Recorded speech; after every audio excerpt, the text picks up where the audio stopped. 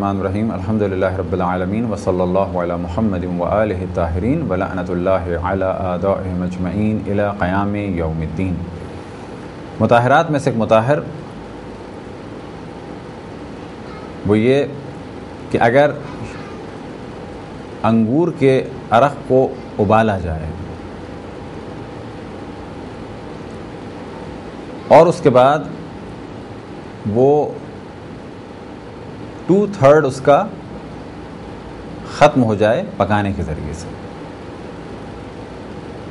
تو جیسے ہی 2/3 اس کا پکانے کے ذریعے سے ختم ہوگا اور یہ انگور کا جوس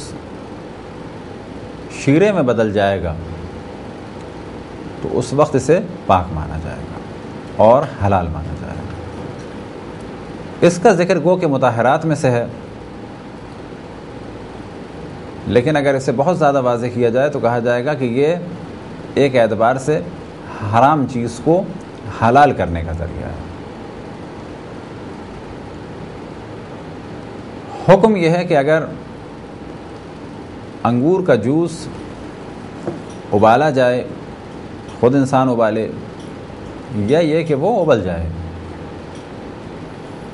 تو جب وہ ابل جائے گا، جوش میں آ جائے گا، تو اس کا استعمال حرام ہے۔ آیا وہ خود نجس ہے یا نہیں ہے؟ اکثر مراجع کا فتویٰ یہ ہے کہ وہ نجس نہیں ہے۔ کب تک؟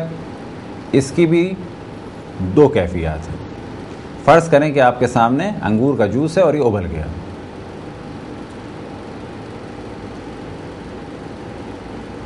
اب یہاں پر یہ کہا جا سکتا ہے کہ یا تو اس میں نشہ آیا ہے یا نہیں آیا ہے۔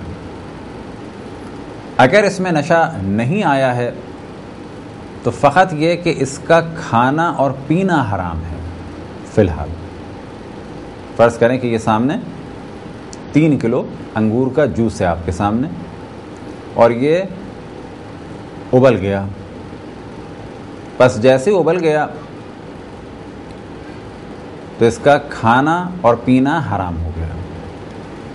یہاں تک تو بالکل واضح بات۔ اب سوال یہ کیا جاتا ہے کیا یہ نجس بھی ہے؟ تو کہا جائے گا کہ ایک صورت ایسی ہو سکتی ہے کہ نجس ہے اور ایک صورت میں نجس نہیں ہے۔ تو وہ کون سی صورت ہے کہ جب وہ نجس ہے؟ کہا جائے گا کہ اگر اس میں نشہ آ گیا ہے تو یہ حرام تو تھا استعمال اس کا، لیکن یہ نجس بھی ہے۔ لیکن اگر نشہ نہیں آیا ہے، اس میں فقط جوش آیا ہے، ابال آیا ہے، تو اس کا کھانا اور پینا تو حرام ہے لیکن نجس نہیں ہے۔ ہمارے والے مسئلے کا تعلق ہے کون سے انگور کے جوس سے؟ کون سے عرق انگور سے؟ کہ جو فقط ابل گیا ہو لیکن اس میں نشہ نہ آیا ہو۔ لیکن اگر نشہ آ گیا ہو تو اس کے پاک کرنے ہوئے طریقہ ہے، ممکن ہے آپ کہیں کہ 3 کلو انگور کا جوس ہے، اس کو پھینک دیا جائے، لیکن فرض کریں کہ آپ پھینکنا نہ چاہیں، یا یہ کہ 3 کلو نہیں ہے، یہ 300 کلو ہے اور یہ ابل گیا، تو کوئی اس کا حل ہے اس کو پھینک دیا جائے؟ اگر ابل گیا ہے اور نشہ نہیں آیا ہے تو اس کو حلال کرنے کا صرف ایک طریقہ ہے، وہ یہ کہ فرض کریں یہ 3 کلو تھا یا 300 کلو تھا، تو اگر 3 کلو تھا تو اتنا اس کو پکایا جائے کہ 2 کلو اس کا پک کے ختم ہو جائے، تو جو 1 کلو باقی بچے گا شیرہ وہ پاک ہوگا۔ پاک ہوگا سے کیا مراد یہاں پر؟ اس کا کھانا حلال ہوگا۔ اور اگر یہ 30 کلو تھا تو پکا کر 20 کلو اس کا خشک ہو جائے اور یہ گاڑھا ہو کے 10 کلو رہ جائے۔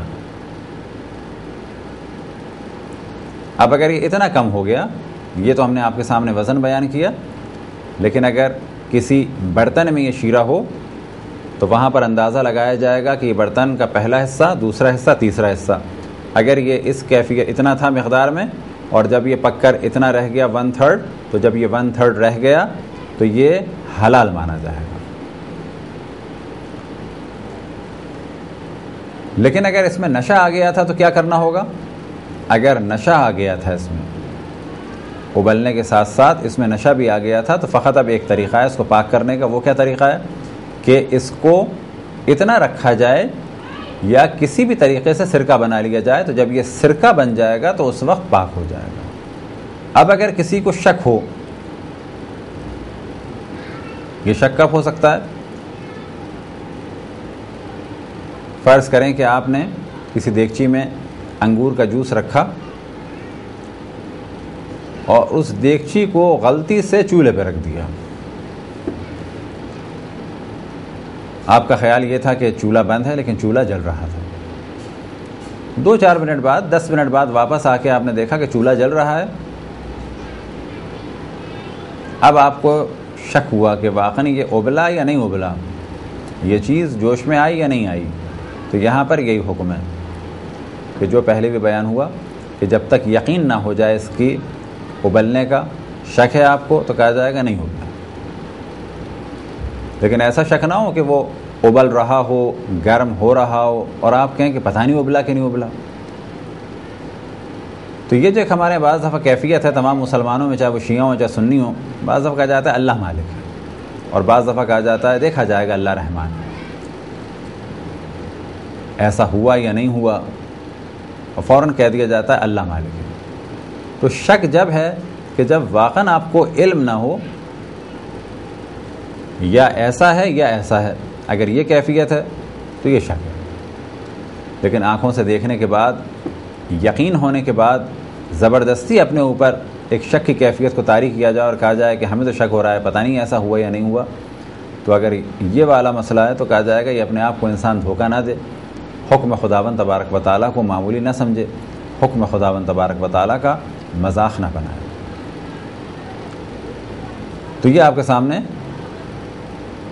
چند مطہرات کہ جن میں سے بعض کا ذکر آپ نے پہلے سنا ہوگا، لیکن مثال کے طور پہ یہ کہ 2/3 انگور کا پانی کم ہو جائے یا بالفاظ دیگر 1/3 باقی رہ جائے، تو اگر یہ ابل چکا ہے تو 1/3 باقی رہنے کے بعد پاک ہو جائے۔ یہ گفتگو تھی خصوصاً آب انگور کے بارے میں، یعنی انگور کے جوس یا انگور کے عرق کے بارے میں۔ اگر اسی مسئلے کا قیاس کیا جائے اور چیزوں کے بارے میں تو بالکل غلط ہوگا۔ کوئی اتنی سی بات سننے کے بعد کہے کہ اگر لیموں کے پانی کو ابالا تو نجس ہو جائے گا یا اس کا استعمال حرام ہے، ایسا قطعاً نہیں۔ یا اگر انار کے جوس کو ابالا تو یہ مسئلہ ہے تو کہا جائے گا یہ بھی بالکل غلط ہے۔ انگور کے پانی یا انگور کے جوس سے کسی اور جوس کو قطعاً قیاس نہیں کرنا چاہیے، حتیٰ یہ موضوع پکے ہوئے انگور کے پانی کا ہے۔ ہمارے وہ کہ اردو میں انگور کے لیے اس اعتبار سے کہ وہ پکا ہے یا کچا ہے تقریباً ایک ہی لفظ استعمال ہوتا ہے، اضافہ کر دیا جاتا ہے کچا اور پکا۔ مثال کے طور پہ آم کے لیے ہمارے ہاں کچے آم کے لیے اور پکے آم کے لیے 2 الگ الگ الفاظ ہیں۔ جب وہ پک جائے تو کہا جاتا ہے یہ آم ہے، اور جب کچا ہے تو اس وقت اسے نام دیا جاتا ہے کہ یہ کیری ہے۔ انگور کے لیے ہمارے ہاں 2 نام نہیں ہیں۔ اگر وہ کچا ہے تو ہم کہتے ہیں کچا انگور، اور اگر وہ پک چکا ہے تو اس کو کہتے ہیں پکا انگور۔ اور کچھ کچے ہوں کچھ پکے ہوں، دونوں کے لیے جو لفظ استعمال کیا جائے گا مشترک وہ کیا انگور ہیں۔ لیکن فارسی میں انگور کے لیے لفظ انگور ہے، اور کچے انگور کے لیے ایک خاص لفظ ہے کہ جو ہمارے اردو میں استعمال نہیں ہوتا، وہ ہے غورے۔ یہ والا مسئلہ پکے انگور کے عرق یا پانی کے لیے ہے۔ اگر کچے انگور کو توڑا جائے کہ جو انتہائی کھٹا ہوتا ہے، اس کا اگر عرق نکالا جائے، اس کو اگر ابالا جائے تو وہ ابلنے کے بعد قطعاً حرام نہیں ہوتا۔ اب یہ اور بات ہے اسے کسی طریقے سے اگر نشہ آور بنا دیا جائے تو وہ حرام بھی ہو جائے گا، نجس بھی ہو جائے گا، لیکن یہاں پر موضوع ہے ابالنا۔ اور یہ والی بات بالکل واضح رہے، کسی بھی کھانے کی چیز کو اور کسی بھی جوس یا پھل کو اگر خاص پروسیجر سے گزارا جائے، گزر کے اگر وہ فقط یہ کہا جائے کہ سڑ گیا تو وہ نجس نہیں ہے، پک گیا تو وہ نجس نہیں ہے، لیکن پھر ہم تاکید کریں کسی بھی پھل کو یا اس کے جوس کو ایک خاص پروسیجر سے گزارا جائے اور ایسے طریقے سے اس کو ایک مرحلے تک لایا جائے کہ اب اس میں نشہ آ جائے تو یہ نجس بھی مانا جائے گا اور اس کا استعمال بھی حرام ہوگا اور اس کا کھانا بھی حرام ہے، اس کا پینا بھی حرام ہے، اس کا بیچنا بھی حرام ہے۔ کھانے سے کیا مراد؟ کسی کھانے میں اس کو ڈال دیا، وہ کھانا نجس ہو جائے گا۔ پینے سے کیا مراد؟ اسے خود اکیلے یا کسی چیز میں ملا کے پیا، وہ بھی حرام ہے۔ اور عام طور پر بیئر کہ جب کہا جاتا ہے مختلف پھلوں کی بیئر، تو در حقیقت وہ اسی ایک خاص پروسیجر کے تحت مختلف پھلوں کی شراب ہوتی ہے۔ اور یہ بھی کہا جا سکتا ہے کہ شراب عام طور پر انگور سے بنتی ہے، لیکن بعض اس کی اقسام ہیں جو دوسرے پھلوں سے بنتی ہیں۔ اب اگر کوئی کہے کہ شراب میں اور بیئر میں کچھ اور بھی فرق ہیں، تو یہاں پر فقط فقہی اعتبار سے گفتگو ہو رہی ہے کہ جس چیز میں بھی نشہ ہے، اگر وہ لیکوڈ فارم میں تھی اور اگر بہت واضح کیا جائے کوئی کھانے پینے کی چیز تھی، کوئی سبزی تھی، کوئی ترکاری تھی، کوئی پھل تھا، اگر اس سے لیکوڈ فارم میں کوئی نشے والی چیز بنی ہے تو وہ حرام بھی ہے اور ساتھ میں نجس بھی ہے۔ اور پہلے جانے میں توجہ دلا چکے کہ لیکن اگر وہ لیکوڈ نہیں ہے، اصل میں لیکوڈ نہیں ہے، مثال کے طور پہ بھنگ یا چرس یا ہیروئن، تو اس کا استعمال حرام ہے، اس کا خرید و فروخت حرام ہے، اس کے لیے کام کرنا حرام ہے۔ لیکن فرض یہ کریں کہ بھنگ کسی پانی میں تھی یا چرس پانی میں تھی یا ہیروئن کا پاؤڈر ہمارے کپڑوں پر گر گیا، تو پھر ہم اس جانب توجہ دلائیں کہ اس کا استعمال حرام، خرید و فروخت، دینا لینا بالکل حرام۔ لیکن اگر اس کا پانی یا وہ خود ہمارے کپڑوں پہ لگ گئی تو کیا کہا جائے گا؟ کہ کپڑے نجس ہو گئے؟ کہا جائے گا نہیں، یہ چیز نشے والی ہے، لیکن کیونکہ در اصل لیکوڈ نہیں ہے، بعد میں پانی سے مل گئی ہے، تو اس کا استعمال کا الگ مسئلہ ہے، لیکن یہ خود نجس نہیں ہے۔ یہ تھے مختصر سے مسائل ایک خاص موضوع کے جو خصوصاً ہمارے انڈیا پاکستان میں اردو بولنے والوں میں عام طور پر اس کا کوئی تعلق نہیں ہے اور عام طور پر اس کا ذکر بھی نہیں ہوتا، لیکن اس کو ہم نے بیان کیا کیونکہ فقہی کتابوں میں ہے۔